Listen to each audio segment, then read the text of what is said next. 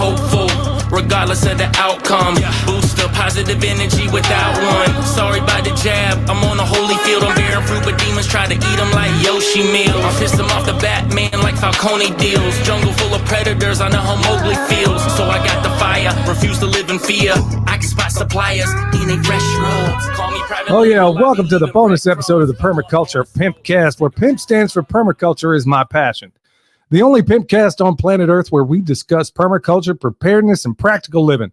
Now, folks, ordinarily I would go through and talk about all my sponsors and advertisers and stuff like that. Look, I'm not going to do that today, and I'm going to ask everybody that's here in the live chat to right off the bat, please hit the thumbs up, because the information you're going to hear right now, it needs to go far and wide and everywhere. And like I said, my advertisers, you guys are just going to have to forgive me because I don't have a whole lot of time with my next guest, because he is going at 1,000 miles an hour. I mean it. And folks, if you have any questions in the chat, please, by all means, put it in capital letters so I can see it.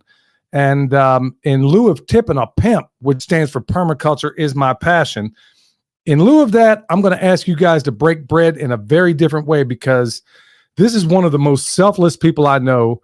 And without a doubt, I mean, he is. And folks, if you're thinking I don't put my money where my mouth is, well, you can go ask my wife, who we write checks to every single month for Caleb House, because that's part of where we send our tithe. I'm going to ask you folks, listen to what he's going to say, and because he's probably going to drop a couple of tactical nukes of information in this conversation. Without further ado, we're going to talk to my man, my friend, Bear from the internet, from Bear Independent. How you doing, brother? Shalom, brother. I'm good. I'm exhausted, but I'm good. Thank you for having me. No, thanks for being here, bro. I told Bear before we even started, y'all. Bear's about a decade younger than me, but he looks about a decade older than me, and there's a reason for it. Because, like I said, he'll never. I'm going to tell you stuff about him that he's probably going to never tell you. And like I said, this is without a doubt one of the most selfless human beings I know, and it is an extreme honor to know him and the influence he's had in my life. And the influence, I mean, I'm almost getting choked up right now, y'all. I'm gonna try not to get all choked up, because honestly, the influence he's had on my son is extraordinary. And Bear, just right off the bat, bro, how you doing? How's everything holding up with you? Good. Yeah, I'm blessed that I get to live life at 1,000 miles an hour. I think it's good for men to go do meaningful things, to work with their hands, to have a positive influence on the world. And not only do I think it's good for us, I think it's required of us, especially as believers. You know, we're commanded to let your light shine. You know, we were just studying yesterday, Matthew 5. You are the salt of the earth. You are the light of the world. You are a city on a hill. You know, what's salt for? It's for the preservation of life. It's antimicrobial, right? It's antibacterial. It's how you make covenants, right? It's required when you bring an offering. That's you, right? And you are the light of the world. And of course, you can read in John chapter 9, Messiah says, I am the light of the world. Well, if he's the light of the world and you're the light of the world, how exactly does that work? It's the two of y'all in unison, going out there, you as man created in the image of the Father, and Messiah, the Father made flesh, operating in righteousness here on this earth to go love your neighbor as yourself.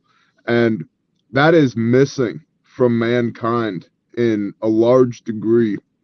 And I think you could see that with men these days, wandering around aimlessly, you know, addicted to their smartphones, and, you know, limp-wristed and bent spines, and they're missing the purpose of life. The purpose of life is to spend your life in a worthy cause, because none of us get out of here alive anyway. And I'm blessed that I get to do that. And that's why I look 20 years older than the last time you saw me, because we deployed Grindstone Ministries for the 46th time to your neck of the woods, Eastern Tennessee, Western North Carolina, with the expectation that, it's a hurricane. We do hurricanes, no big deal. Bring me skid steers and track hose and chainsaws and bottled water and food, and we'll handle this. That was the easy part. It has been unlike any other deployment we've ever been on, absolutely unprecedented, Number one, because a hurricane in Appalachia is unexpected, right? The topography was already challenging. The communities we're serving were already isolated intentionally. They wanted to be isolated. They wanted to live up on the side of the mountain away from everybody else, and I get that. And that's fine. That's fine until you can't get up the mountain anymore, until the power turns off. So it's a huge logistical challenge.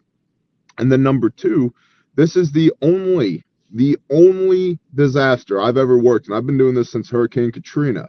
It's the only one I've ever worked that the federal government is actively working against recovery. And that's exactly what I mean. Typically, we accomplish recovery, and by we, I mean the American people, accomplish recovery in spite of the government. The government never helps. They've never helped. They're never going to help. That's not their job.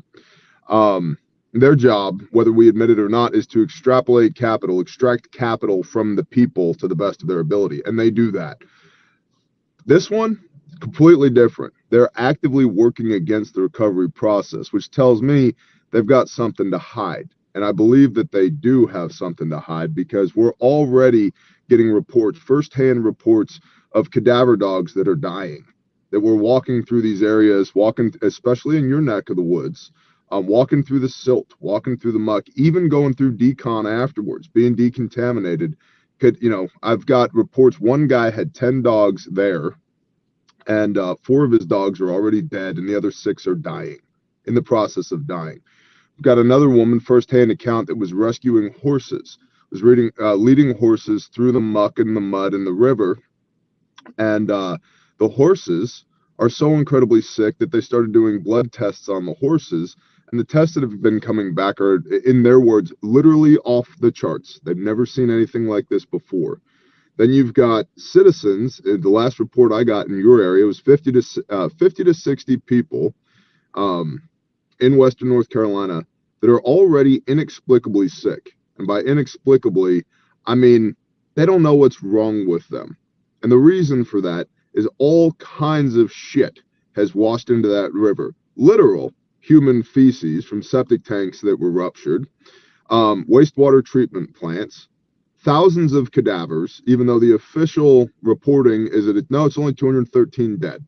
Well, that conflicts with one coroner that I personally spoke with that had 1,200 people in reefer trailers, and another EMT that told me he was stacking body bags in the back of ambulances like cordwood. Okay, so the official number is 213, but there's thousands of corpses in the rivers and underneath 20 to 30 foot of mud in some areas, which is why the cadaver dogs are hitting on entire valleys, not just a spot or two. The entire valley is filled with bodies. Then you've got dead animals. Then you've got wastewater treatment plants, septic tanks. You've got NFS, nuclear fuel services, that lost, the official reporting is they lost training barrels. Right, training barrels, 55-gallon drums that they use for training purposes, even though, part of what we do on the Caleb House side is very intelligence driven. And so some of my Caleb House guys came out for this grindstone operation because we needed intelligence. Well, we spoke to the former training manager at NFS who said, nope, those aren't training barrels, those are live barrels. Wow. And officially the number was, it's just 1 live barrel. Then it was 5 live barrels. Then it was a semi-load, 250 55-gallon drums. And we know because the semi was found and documented under 10 foot of mud. So you've got nuclear fuel or waste fuels. You also have the facility at NFS. They said they lost a pole barn in the flooding. They didn't. They lost a 10,000 square foot decontamination unit and all the contaminated parts and all the decontamination equipment washed into the river. Then you've got a PVC plant. You've got multiple concrete plants, all of which washed into the river. And part of the problem here is that there are hundreds of homes that should be condemned. And I'm not for the government condemning people's homes.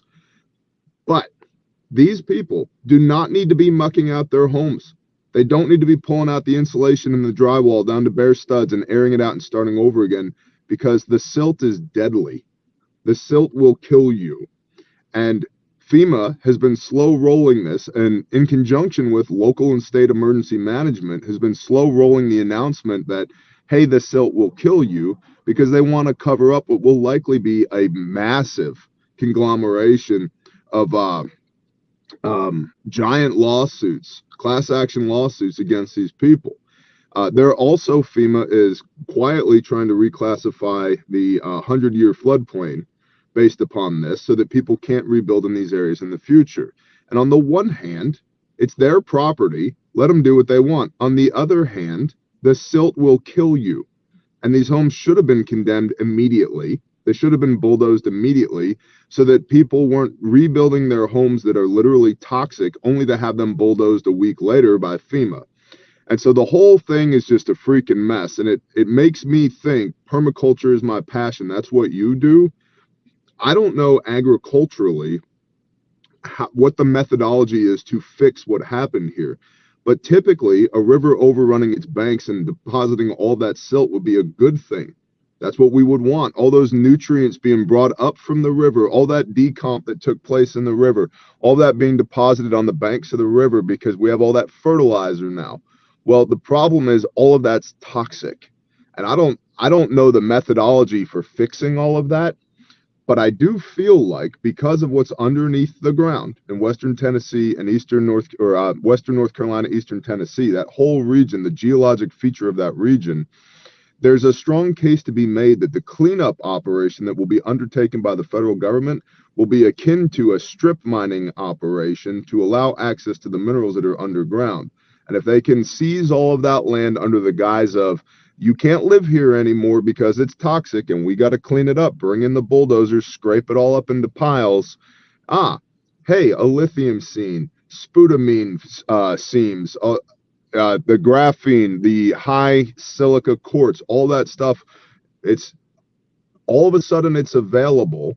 And these mines that were going to be spun up anyway in North Carolina's efforts to lean into the Green New Deal and renewable energy in light of the fact that the United States has lost its access to those types of minerals in Afghanistan due to the Biden administration's Afghan drawdown. And we've lost access to those types of minerals out of Africa due to BRICS, Brazil, Russia, India, China, South Africa, Saudi Arabia, etc. Okay, well, did they make the disaster happen or did they let it happen? I don't know. I'm just a dude from Oklahoma. But as a result, I can see things lining up in such a way that never let a crisis go to waste. Sure, they'll come in and clean it up, and the cleanup will actually be a strip mining operation. And so I'd be curious from you if you have any thoughts on what do you do to remediate something like this from a permaculture standpoint? Do we plant trillions of hemp plants and just let them suck the stuff up out of the ground? Bear, we're on it right now. It's funny you ask.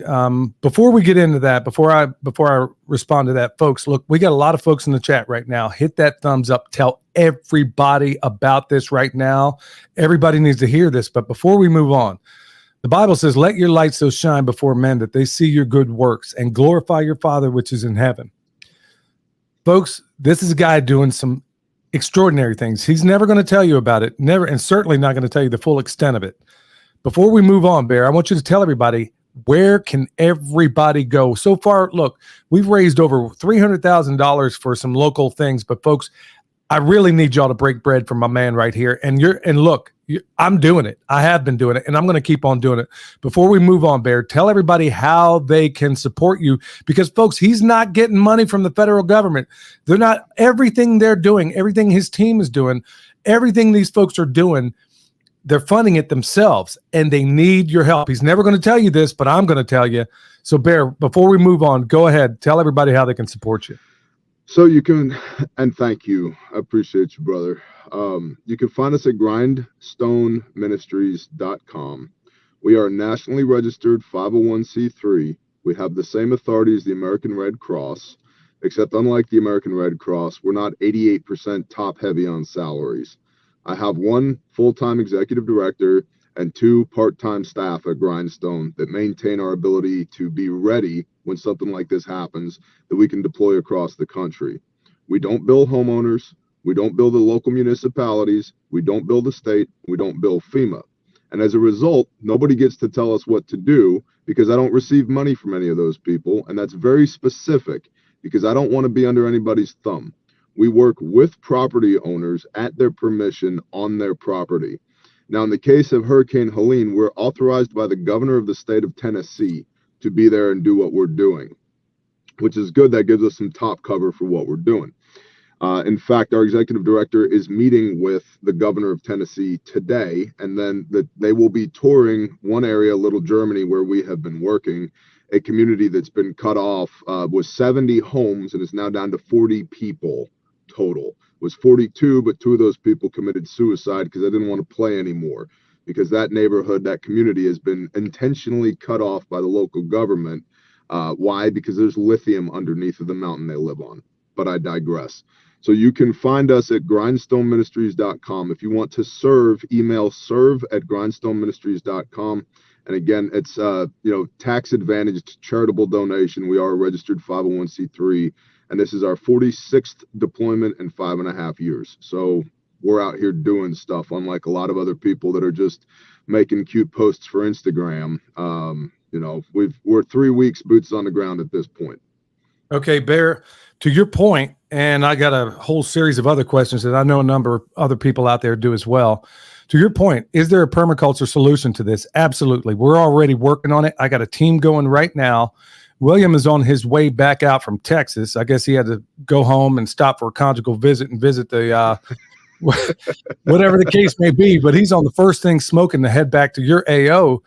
And on the way, he's got, I guess, one of your Geiger counters. He's going to stop by the river, hopefully, if he's able to do it where I am, and we're going to get some better readings because, as you said, I'm working on a site where we've had 50 to 60 people hospitalized. We've had 2 dogs dead that we know of. A lady lost half of her goat flock, all because they were down in that silt. Now, is there a permaculture solution? Absolutely. Historically, a lot of folks, somebody wrote in here, an American Chernobyl, and I got it on the screen. Well, here's a story about a lot of what happened in Chernobyl that people don't know about. The one place from that time until this day, the one place in Chernobyl that was unaffected by any of the irradiation that happened there, believe it or not, it was actually the place where they but basically advanced windrow composting. So we know that biology will eat up all this stuff. Specifically, we know you got nematodes, protozoa, fungi, bacteria, all these things, this soil food web. And if we put it in the right proportions, we know that there is not a single toxin on this earth that we know of, including radiation, that cannot be bioremediated. So I've got a team right now, one of the world's best experts in this, and I'm putting together like a dream team of all these different people that can help bioremediate this stuff. And yes, part of it could very well be hemp, because one of the beauties about hemp is that it will suck all of the toxins out of there. But there's a whole host of other things that we're going to plant, hopefully alongside the riverbank. And here's the best part. I ain't asking permission. We're going to go out there and do it. I know some people are going to come down on us like Thor's hammer, but I'm not caring. Jimmy cracked corn and I don't care.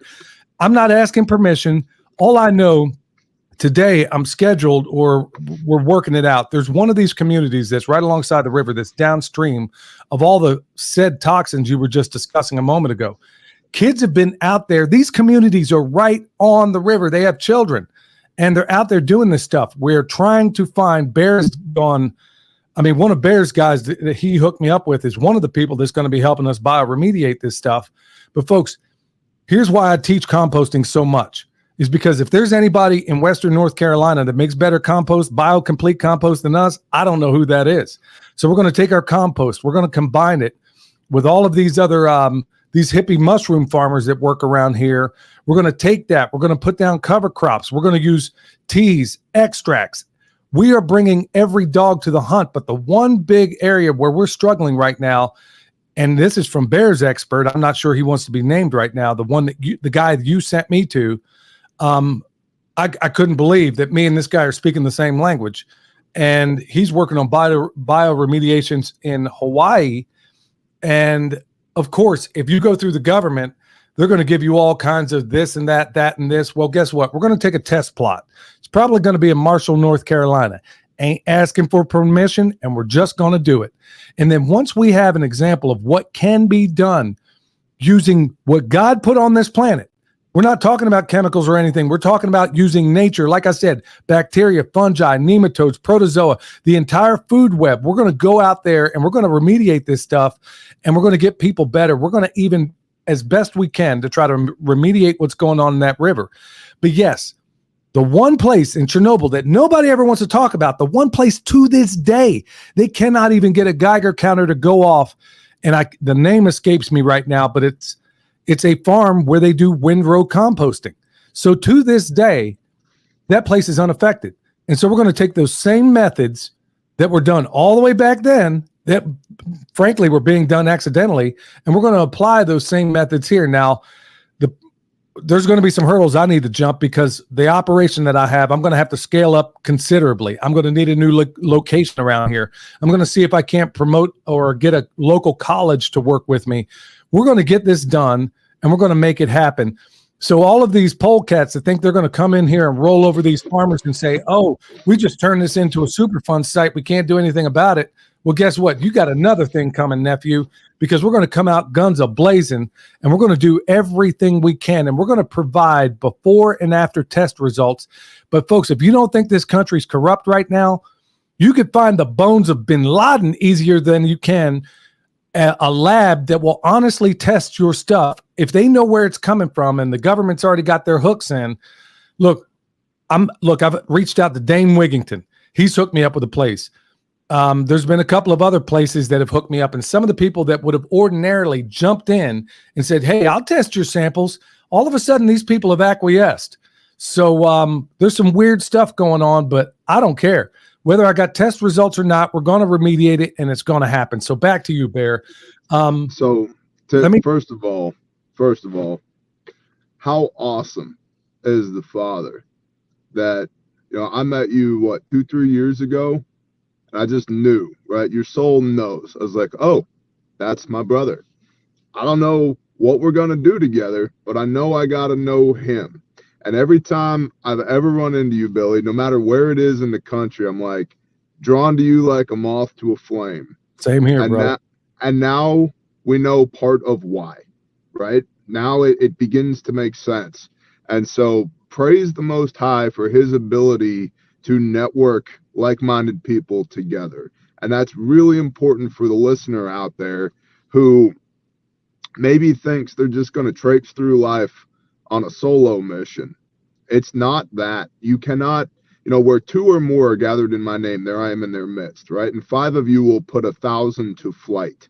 There's something about us being together to serve that is way more powerful than a singleton trying to serve. And so I'm very thankful for that, because your abilities and your knowledge and understanding are a key part of remediating what is happening here. And again, we're 3 weeks after the initial stimulus, right? The stimulus response. We're 3 weeks in, and you're already developing plans on how to remediate this thing, when there's a grindstone crew in Pensacola, North Carolina, at a place called Camp Miller right now, that is still cutting in driveways and access to people, right? That the government hasn't even talked to and probably won't. And the private sector is already, in spite of the government, developing ways to remediate the problem. That's amazing. And that's not coincidence. That's divinely inspired. And to that point, I don't care what the government thinks is going to happen here or not. Nobody cares what the government thinks is going to happen here or not. The 82nd Airborne, the 101st Airborne, the Army National Guard, and the Federal Emergency Management Agency, as part of Department of Homeland Security, with at a minimum Border Patrol TAC force out there providing security, all of which we documented, ran home because of the perceived threat of militia activity in 3 counties in western North Carolina. Okay, now, 1 platoon of 82nd, if they're doing what they're built to do, if they're doing infantry stuff, will wreck 250 to 500 militiamen. But they either, and I don't know this, but they either decided, nah, we're not going to play those games against American citizens, regardless of the revision on use of force that came out September 24th. Regardless of that use of force revision, they either decided, no, we're not going to use force on American civilians, or they decided that the cost-benefit analysis, the juice wasn't worth the squeeze. One or the other. Either way, they went home. And the relief is being accomplished, again, in spite of the government, not because of the government. So whatever bureaucrat anywhere, at any level of government, thinks they're going to tell people in Appalachia or anywhere else what they're going to do, that's complete and utter horseshit. And it's not been my experience on the ground. So Fair. Again, brother, send it. No, I'm sorry. I didn't mean to cut you off. I didn't. Go ahead. Finish your thought, bro. I was just going to say, again, relief is being accomplished in spite of the government, not because of it.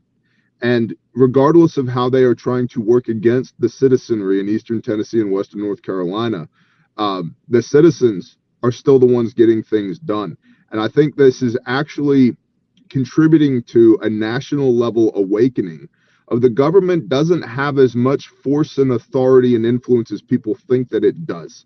And when they show up to, air quote, do their job, all they do is get in the way. And I think we've known this intellectually, but people are starting to observe it and witness it and understand it at a heart level of like, they're part of the problem. We need fewer of these people, and we need to do a better job of enabling people and empowering people as close to the problem as possible, aka the citizenry and the private sector, because you, without any federal funding, are already working on how to remediate this problem. Me, without any federal funding, is already figuring out the logistics of being Amazon for hill people. We're like, that's what we're doing. We're running supplies to people. I'm like, what do you need, Miss Jones? I'll see you in 24 hours. Whether that's a helicopter or a mule team or guys with rucksacks or side-by-sides or dirt bikes or 4x4 pickup trucks or Penske trucks, whatever we can use to remediate the problem, we're already doing it in spite of the government, crowdfunded by YouTube and Instagram and Facebook of normal people who got $5, $10, $20. Uh-oh. Looks like we lost my man. I guess, yeah, we'll see what happens here, folks. Sure is fun. Oh, are we back, Bear? I got you. Can you hear me? Yeah, you cut off for a minute there. I was about to monologue, bro. Send it. I lost you when, okay. You know what? Let me just kind of change. Let me change over a little bit, because you brought up something that hit near and dear to my heart. First of all, to Bear's point, folks, each and every one of you better wake up and smell the corruption, or you're going to fall asleep drinking the hemlock. You dig what I'm saying? Because right now we have got a government that's out of control. I'm not going to spend a whole lot of time on that, and that is not the solution. But please donate to Grindstone Ministries. Bear, to your point, back in '92, I was in the 82nd Airborne Alpha Company 307th Engineer Battalion. When Hurricane Andrew walked through Florida and made it look like Godzilla walked all over it, they had us on the first thing smoking right off the bat. Down there was Charlie Company that went all the way down there to go get that thing squared away immediately. And all it took was a little signature. What was it? 94. My wife was over there in Haiti. She ended up getting, the guys made fun of me because she ended up getting deployed to Haiti in that one. What was it? 95. There I was working as a smoke jumper in Mendocino, California on behalf of the Army. And I was telling Dame Wigington about this. How is it the Army could mobilize just like that? In fact, the motto of the 82nd is all the way. But a lesser known motto is anywhere in the world in 18 hours. Will you tell me how 80 Deuce wasn't on the loose until, 200 hours into this thing? And then when they showed up, what was it? They barely hit the ground, and then they were like, okay, we can only do, I'm not blaming this. Hey, folks, don't get me messed up here. I'm not blaming the Joe on the ground. I'm blaming the guys out there who are basically writing the orders. And I'm guessing from what I've heard, they had very, very limited scope, when I know for a fact, when they had us out there doing this stuff, bro, we were the ones doing debris removal, chainsaws, you name it. I mean, bucket trucks, you name it, all of it. You name what was needed for hurricane relief, and we were there. But how is it 200 hours later, and that's my estimation, that they still weren't even on the ground? I mean, from your estimate, Bear, what was the 82nd and 101st actually doing out there? And once again, I'm not blaming Joe. So observed actions, they were doing welfare checks, going door to door, knocking on people's doors, making sure, hey, are you still breathing? What do you need? That's what we observed. And then there was also rumored that they were doing muck outs. And so going into houses that had flooded or had silt deposited in them and cleaning them out. Now, I did not personally see that, but I got a lot of reports of that happening. To that point, I think that there's, again, I don't know. So rumors and suspicion here on my part. I think part of why they may have pulled out is because we know the silt is making people sick. And I think that it's very plausible to say, due to militia activity in this area, we can't ensure the safety of our soldiers. So we're pulling them out. And that's actually cover for the silt is making people sick. We're not going to continue to put our people in the silt. A, they don't want that paper trail. B, they don't want that cost associated with getting these guys sick. And somewhere down on the list is they don't want the loss of human life, the injury, the sickness. So I think that might be going on there as well. And then the Army National Guard, the commander of the Army National Guard in theater there, got into a pissing contest with the top FEMA guy on the ground because the Army National Guard was doing a lot of the dirty work for FEMA with their engineering corps as far as bulldozing literal towns. And they had a falling out and basically said, nah, we're not interested. We're not playing anymore. We're standing down. And so all of the entire debris plan for the region was to be facilitated by the Army National Guard. But they had a falling out with FEMA. And that's significant for a couple of reasons. FEMA is a civilian agency under the Department of Homeland Security. Army National Guard, not so much. So at the top level, somebody somewhere was like, we'll call in the National Guard, we'll make this thing happen. But they decided not to play with FEMA anymore. But then also, debris management is really, really important. If there's nobody to scoop it up, load it into trucks, and haul it off, it's just going to stay in situ. We not one time, grindstone not one time, has seen, again, we're 3 weeks into this, has seen an actual debris management plan. What are we hauling? Where's it being hauled to? What happens to it after that? Doesn't exist. It's not on paper. It's not been communicated from the top level FEMA on down. There is no debris plan. And that's, again, another unprecedented thing. We typically, grindstone, if there's not a debris plan in place by hour 72 after the storm, we make one. We go to the local or the state level emergency management and say, hey, this is y'all's first rodeo. It's my 46th. Here's what we suggest you do. Here's how you should accomplish this. Sort the debris. C&D, construction and demolition, goes in one pile. Vegetative debris, aka stuff that used to be trees, goes in another pile. Vehicles go in a third pile. And then what they call whites, aka appliances, because of the freon and the stuff that's in it, they go in a separate pile. So you go 4 separate piles. They go to 4 separate locations. Because if you take FEMA money, if your jurisdiction takes federal money, you end up with federal problems. One of those problems is the Environmental Protection Agency. And I have seen jurisdictions that failed to sort through their debris, haul it all to one location, only to get slapped with hundreds of millions of dollars in EPA fines, which is in of itself another attempt, and in some cases successful, federal land grab. You can't, this area is now polluted because you mixed refrigerators with construction and demolition debris, or you had vehicles in your vegetative debris. That's it. EPA seizing this land. It's our land now. And so all that to say, there's no debris plan other than the Army National Guard was going to handle it. The Army National Guard is not handling it now. And again, it's unprecedented. And I think the reason for that is a large part of what needs to be remediated is the silt. Where do you take the silt? Where are you going to sequester the silt? So, and nobody has answers for that because they don't want to deal with the silt, which is toxic. Bro, check this out. Speaking of toxic and silt, I'm gonna tell you something that you likely know, but a lot of people out there may not. But I'd like you to address it. Okay. So right after this thing jumped off, let me back up. Let me preface this by saying, folks, what I'm going to say is be controversial, but this audience ought to be used to that by now.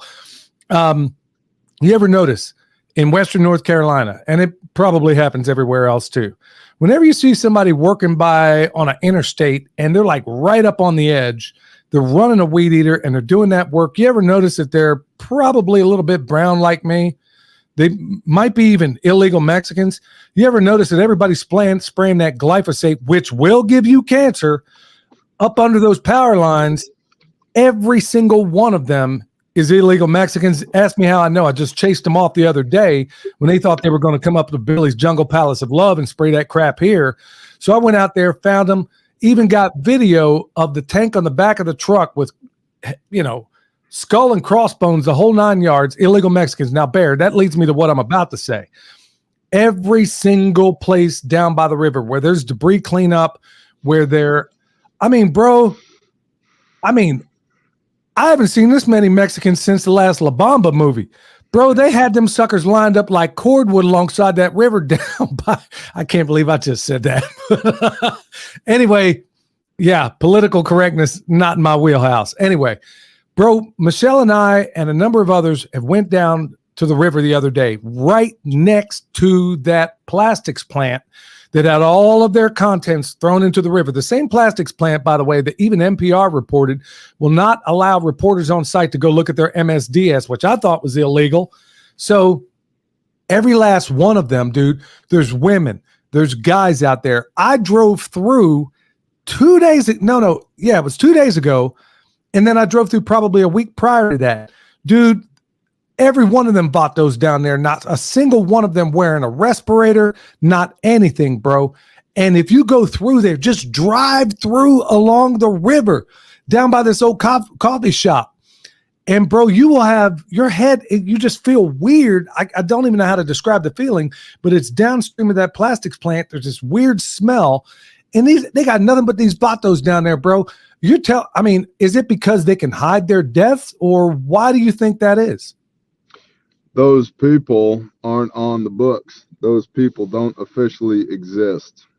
And so there will be no record of those people passing away. There'll be no way to bring lawsuits by these people that don't actually exist. And if anybody within the sound of my voice thinks for a moment that the federal government cares about human life, you're retarded. They don't. They don't care at all. There's a huge cover-up underway here. And of course, they're going to use proxies to accomplish it, part of which are going to be undocumented workers because they're undocumented. They can't sue. They're not going to turn up at the hospitals and have a whole bunch of data, that they can put together an analysis of the data to show that in this particular area, we're seeing all kinds of symptoms and diseases that are unprecedented. And they're going to pay them off the books. They're going to, Alejandro Mayorkas is going to take all this money we already know FEMA has been distributing federal emergency management funds to the southern border to facilitate illegal immigration. Here's part of that playing out. There it is. So I'll tell you something else, shifting gears. That's, I've done a lot of tornadoes, man, a lot of tornadoes. Hurricanes are different than tornadoes. A tornado wrecks everything right here. It looks like a carpet bombing campaign has gone off. It's literally just rubble in a relatively small area, a few square miles. Hurricanes impact, and from a debris standpoint, to a moderate level everywhere. You lay that over the topography of Appalachia, you've got a significant problem, right? So we were up in our helicopter. Shout out to Dusty and Kyle, our Hilo guys. We're up in our helicopter flying over to Banner Elk, North Carolina to go link up with some Sentinel guys over there. Now we're friends with the Sentinel Foundation. And I'm observing the mountaintops as we're flying. Every single mountaintop, every single one of them had tornadic damage on the top of the mountaintop and the southeastern slope. That's not where it should be. It should be on the southwestern slope. and it wasn't. It was on the southeastern slope. What? Because on the sun side of a mountain, you're going to get warm air. On the facing away the shaded side of the mountain, you have cool air. And when hot, moist air meets cool air, you get tornadoes. If you look at the rotation of this storm and the time of day that it hit in the evening, right? Well, where is the sun in the evening? It's on the southwestern side of the slope. The southwestern side was fine. But the southeastern side, where there shouldn't have been any hot air, there shouldn't have been any tornado activity there, every single one of them, I counted over 60 with my own eyeballs, had tornadic damage on the southeastern side of the slope. And I'd say probably 65 mountaintops that I personally observed as a result of this unprecedented hurricane, which gets back to, you want to talk about controversial stuff. I've been doing this since Hurricane Katrina. I've observed a lot with my own eyeballs. This is unprecedented for a lot of reasons. I don't think this storm, or at least the effects of this storm, were natural. I think that they were encouraged. And everybody, there's patents out there for weather modification, and I know that it sounds crazy, man. They would never do that. Why would they never do this? They do all kinds of stuff all the time. They don't care about human life. These air quote leadership in this country, they don't serve the God that I serve. They serve themselves. They have never cared about human life. They didn't start all of a sudden now because there was a storm headed towards Appalachia. And if you look at the track of this storm, the way it behaved, that was also literally unprecedented. And so I don't know exactly what happened there, but I can tell from the data on the ground that something very, very strange, very, very odd, exceptionally odd happened there, including the tornado damage, that it was a result of this hurricane that was in Appalachia that should have never been there in the first place. And it's just, everything about this, again, is weird, bro, because we went out there with skid steers and chainsaws and track hose and bottled water to do what we do. And instead, what we found ourselves doing was fighting for territory with the federal government to be able to bring aid to American citizens. That's an indicator, homie. The big they, are actively engaged in area denial. Communities that we were serving with our helos, bringing in food, bringing in med, bringing in water, bringing in heating for these people so that they literally don't die. All of a sudden, that airspace over the top of those communities is now military only. Okay, well, they're going to fly. They're going to go in there with their UH-60s and they'll drop off water. They'll drop off food. Whatever, dude. Cool. One less thing I got to worry about, except they're not doing it. They're doing flyovers, but they're not landing. They're not sling loading. They're not bringing in any resources. Bro, I haven't seen a single sling load of every single bird I've seen. I'm like, and I said this from the very beginning. I was like, hold on, something stinks to high heaven, bro. I know how this works. Why do they not have anything sling loaded at the bottom of any of these birds? I didn't see one of it. I mean, bro, they're flying right over my house, or at least they were, and not one sling load. Okay, I'll take that back. The only one that had anything slung to the bottom of it were these, when they were restoring power around here, the guy had a giant drill, I guess, that would knock the branches off of trees.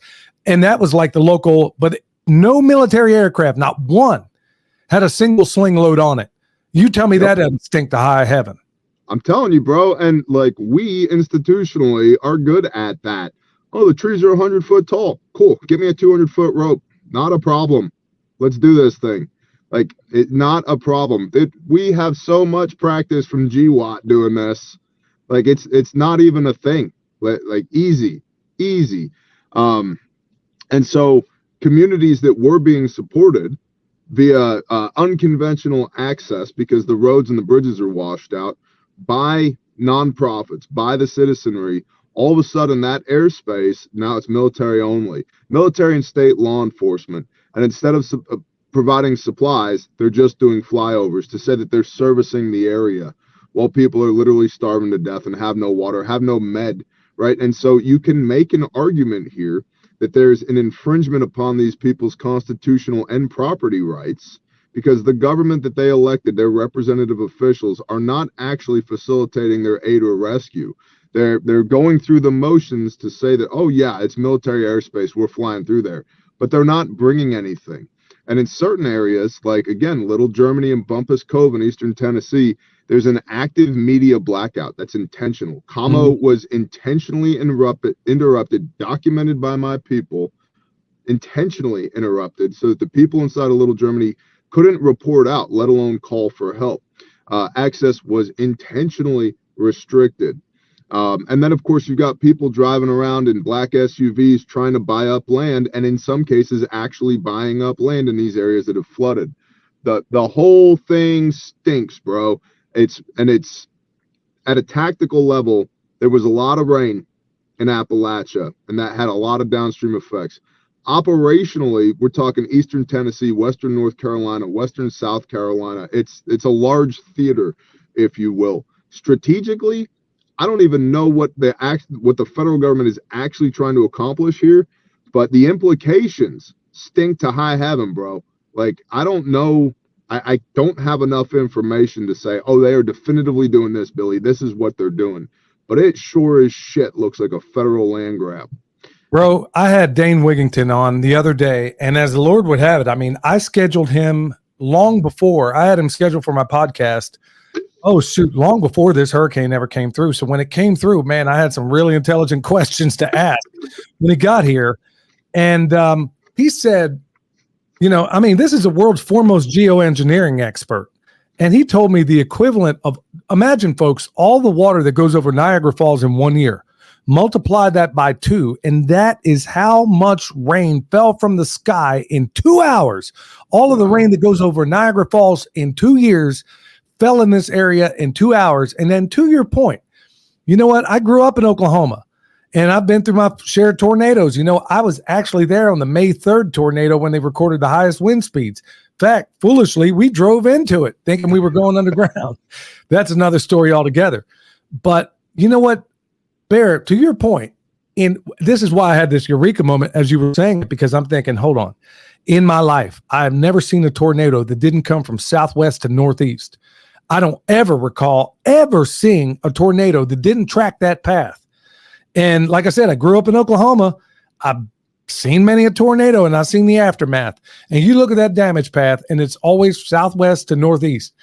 And this is so freaking bizarre, bro. If you look at Dane's work, and he has a 90-second video that I recommend everybody go to Geoengineering Watch, not right now, but after you're all done here, write it down, Geoengineering Watch on YouTube, or go to geoengineeringwatch.org. Watch this 90-second video that Dane proved, because I'm boots on the ground here, Bear. I'm going to tell you how it went down first. You know, the sky wasn't like it is right now, where it's just crystal blue like it hasn't been since I was a kid. Days before this actual hurricane hit the ground, just like the last one that kind of rolled through here, all of a sudden they're chemtrailing, they're dropping this these atmospheric things, whatever, the day beforehand. And then all of a sudden we had flooding long before that hurricane even got here. So we were already well primed. And then all of a sudden we get 30 inches of rain the following day. Now, remember, folks, as a permaculture designer, I can tell you that when energy hits your property, I'm going to take a little side hike here. Remember, you only got 3 different choices here. And I don't care if it's sun, wind, rain. You can either deflect it, you can capture it for a little while, or you can amplify it. And in the best circumstances, you can do all 3. And that's exactly what we try to do here on the Pimpstead. But that's all that aside, not everybody knows or is able. And because of the topography here, you don't necessarily have the ability to do all that. That being said, we got hit with all this. First of all, chemtrails like nobody's business, rain like nobody's business. And then Dane comes out with this video, lo and behold, where he proves, and just like to Bear's point, where the patents are out there, this isn't even, look, Americans, learn how to say the word conspiracy without then adding theory behind it, because every time you do that, you make yourself look like a flipping moron, because they came out with it in the 60s to make everybody, to marginalize anybody that asked any critical questions of the Kennedy assassination. So when you go around throwing conspiracy theories, you're doing exactly what the powers that shouldn't be want you to do. But anyway, he says they will drop these, they have particles in them. What they are, I do not know. Anyway, these particles in combination with these radar towers can be used to steer the storm, these nanoparticulates that are now entwined into whatever that storm is, and they can use these next rad radar towers. Well, guess what, y'all? It's right there in plain sight in this 90-second video at Dane's website, where he shows that all of the towers on the west side of this storm, not a single one on the east side of it, all of the ones on the west side of this storm kept this storm aimed exactly where it was. Same thing happened with Hurricane Harvey, and he proved it back then. Folks, this sounds like space age stuff. I know that it does, but we are sufficiently ignorant.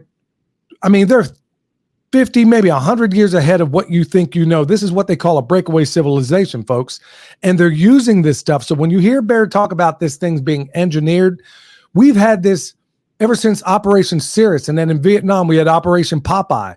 They were drowning out the Ho Chi Minh Trail. We had this technology forever and a day. So if we had it all the way back in 1968 in Vietnam, what do you think they have right now? Well, people like Dane out there are blowing the whistle, and my man Bear's out here blowing the whistle too. Are there any other weird, crazy anomalies that you can talk about, Bear? We've already gone down this road, bro, and I know we don't only have you for a little while longer, but what other crazy, weird things that are happening here, or are there any other that you could cite that you haven't necessarily seen in other disasters? Well, again, the tornadoes, right? The flooding is immense. It's immaculate. And I think, personal reflection, I think I'm pretty jaded. I've realized this on this deployment. I was having a hard time empathizing with people who had lost everything. And that's something I personally got to work on. I told somebody, they were looking at a car in the river, and they're like, the damage, bro. And I was like, I've seen a house stacked on top of another house, like a sandwich, with a Peterbilt driven down through the top of both of them, like the toothpick and the club sandwich. And that was one house on one road in Rolling Fork, Mississippi. And the whole rest of the place looked like that too.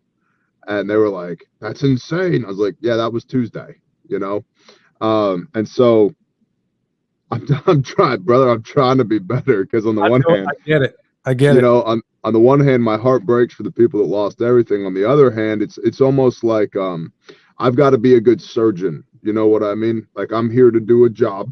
Let me in here. Let me do what I'm good at, and I have to have enough rapport with the patient that you'll let me operate on you. But that's really my job, is to get in here, cut the bad stuff out, and then go home again.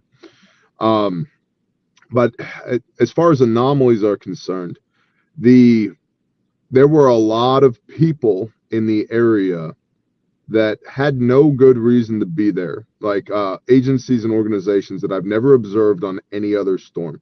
Again, you brought up the illegals that are working by these rivers. Customs and Border Patrol, why are they there? Why is their TAC team there? Because we documented, observed, photographed, videoed Customs and Border Patrol, SRT, pulling security for FEMA. And FEMA had 30 minivans, each one with 4 to 6 FEMA agents in it, and half of them had dog cages in the back with cadaver dogs. And then when asked, because some of my guys, they've got more balls and sense, walk up and just start filming these guys, and I love them for it. Are you FEMA? No, we're not FEMA. Well, you got FEMA windbreakers on. You got FEMA windbreakers laying in the seat. So either they are FEMA and they're denying that they're FEMA, or they're not FEMA, but they have FEMA credentials to act as if they are FEMA. And so I don't know who those people were. But that's like one of many incidents. There was another in one region of Western North Carolina, a group of civil affairs guys rolling around in multicam uniforms with no name tapes and beards. They certainly didn't look like civil affairs. They looked like a soft unit, and they acted like a soft unit. And civil affairs, the only difference between CIA and CA is the I, right? I don't know what they're doing out there, but why are there civil affairs units running around in Western North Carolina after a hurricane? These are all things, maybe we'll get answers to these as we continue to work our way forward in this thing, but in the moment, doesn't make any sense at all. I've never seen civil affairs deployed after a natural disaster ever. In 19 years of doing this, I've never observed that before. You know, and the FEMA cadaver dogs, again, are hitting on entire valleys because there's 10 to 20 foot of mud with thousands of bodies underneath it in these valleys, where a 30-foot wall of mud from that 2 years of Niagara Falls rainfall is a wall of mud 20 to 30 foot high, come down the mountain and just smashed everything in its path. And I don't love the fact that these areas are being bulldozed over the top of, but I also don't know how one would even begin to remediate that. They're going to be finding bodies from this thing for 1,000 years, probably. And it's not 213 people, the official number who died. I know of one location in Swannanoa, North Carolina, that went through 10 to 12,000 body bags. 10 to 12,000. And so it begs the question, why?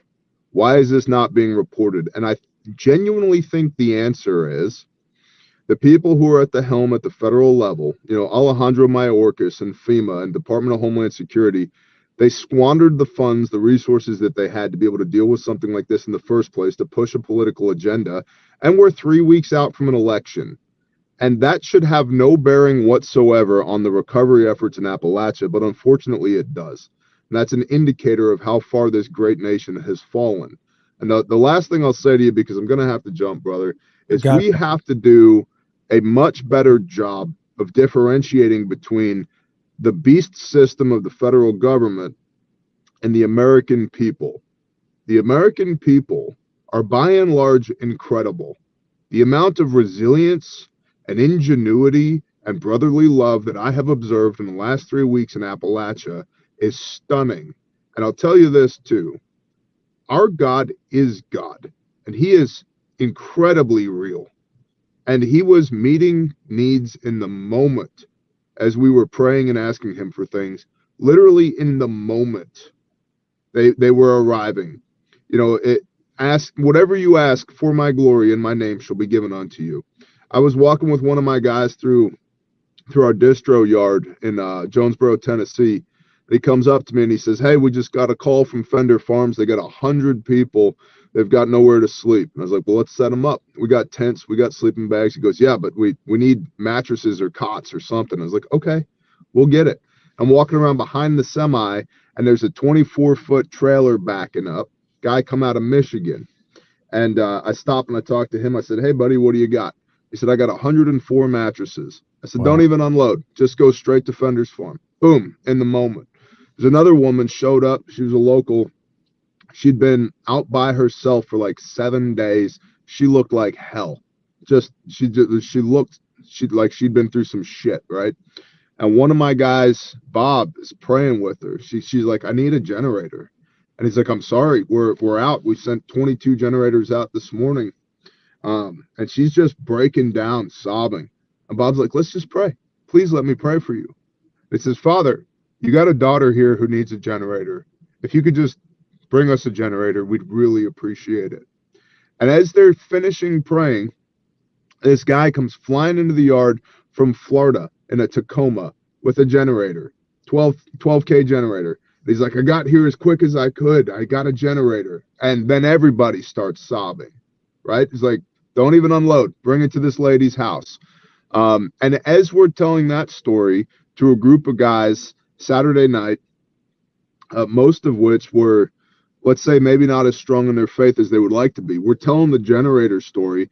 And another guy walks in and he says, "Hey, can anybody help me unload? I've got 12 generators. And I looked at the one guy and I said, "Oh, like the apostles?" I looked at another guy. I said, "Oh, like the tribes?" And then everybody just started sobbing. I was like, "Somebody go unload this guy's 12 generators." And so in spite of the federal level neglect that is occurring here, the God that we serve is real and is sovereign, and his people, we have way more power than we think we do. And so we've got to rightly divide between the citizenry of the United States of America and this corrupt government that we have, because our people are by and large amazing. And incredible things happen where 2 or 3 are gathered in his name. And we need to not forget that. Bear, speaking of sobbing, man, you're going to have me over here crying like Justin Rhodes, bro. This is just, I mean, incredibly moving. Man, not to get all broke back on you, but I love you, brother. And tell everybody I love you too, bro. Hey. Yeah, I'm glad we're not hugging right now, dude. We might create some rumors. Once again, I know you got to get bouncing here, brother. But, tell everybody once again, man. Hey, folks, please spread this far and wide. But most importantly, tell everybody how they can help out my man Bear. Bear, once again, tell everybody where. Look, y'all, tell everybody what you need and how they can support you. And don't be afraid to tell everybody about the monetary needs because, folks, he's not getting help from anybody else. So break bread. www.grindstoneministries.com. Our op board is up there. Our list of needs is up there. If the spirit moves you to donate, you can do that through the website, grindstoneministries.com. There are other people pretending to be Grindstone to raise funds, so please don't. Just go straight to the website.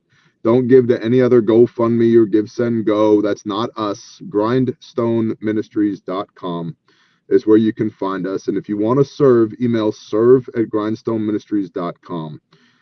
As far as needs, we now need heating and power generation. We cannot get enough buddy heaters, small propane tanks, adapters to large propane tanks themselves, kerosene heaters, kerosene, generators, 30 amp generator plugs so that we can backfeed main panels so that at least people can have some lights and some refrigeration,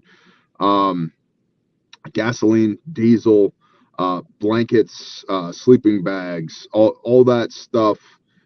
We're now, it's beginning to be winter in Appalachia. There's already been some snow on the ground in some regions around there. It's below freezing in many areas, especially at elevation.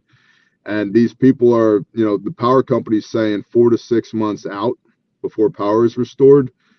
Some of these areas I've been to, I used to build power construction. I know what it takes. It's going to be a year or more.